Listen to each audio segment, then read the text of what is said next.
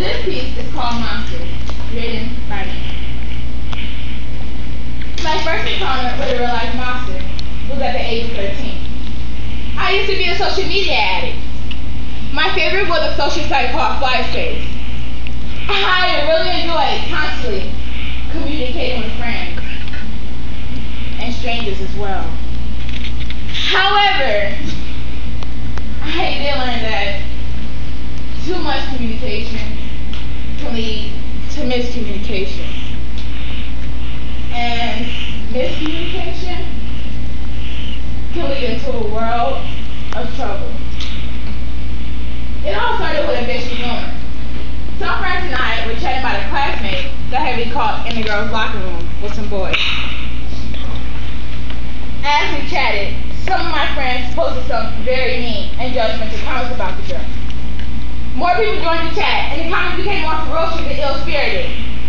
I began to feel as if I was a member of a lynch mob. The comments became more vicious and assaulting.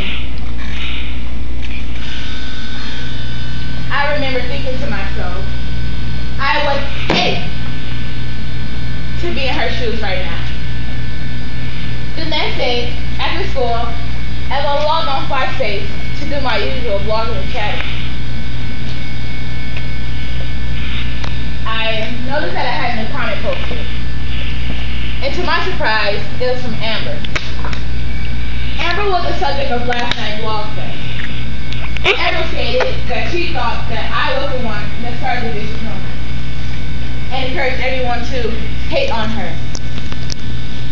I replied that I didn't start the rumor. I just commented like everyone else did.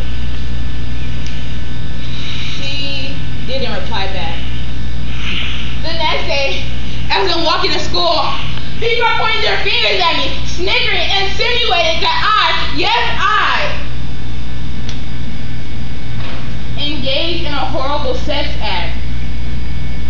Not only did Amber spread the vicious rumor, she also photoshopped an innocent picture of me. It made it look like I was doing something sexual. Then, the cyberbullying became worse. More people started posting nasty comments about me. It seemed like the crisis was turning against me. I was hurt, embarrassed, victimized.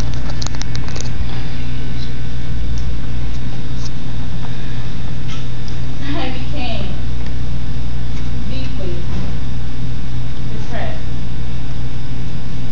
One day after soccer practice, I was approached by Mr. Phillips, my soccer coach. He said he noticed the change in my behavior and heard about the vicious rumor. I always thought that Mr. Phillips was a good guy.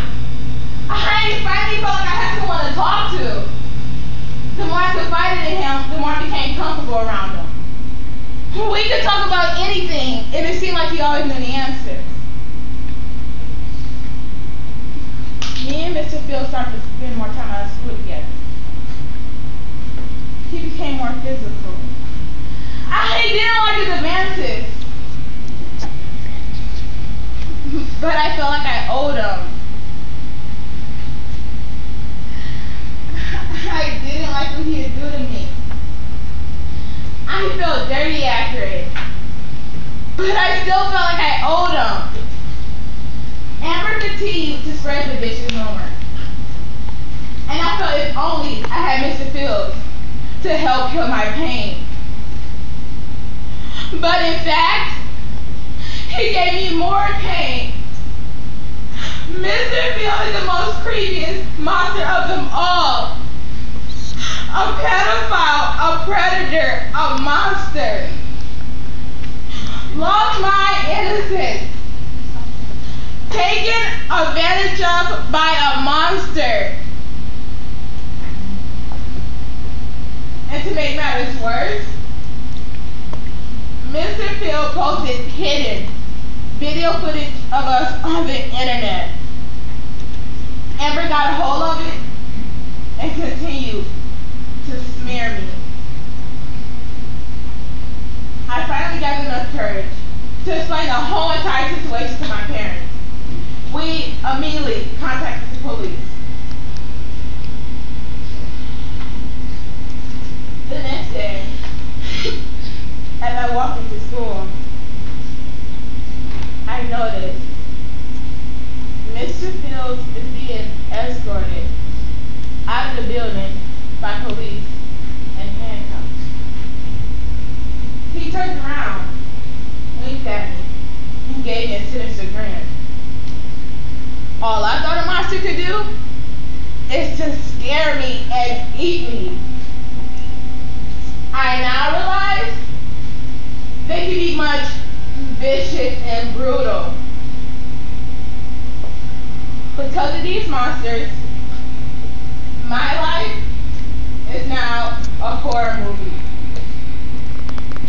Stuck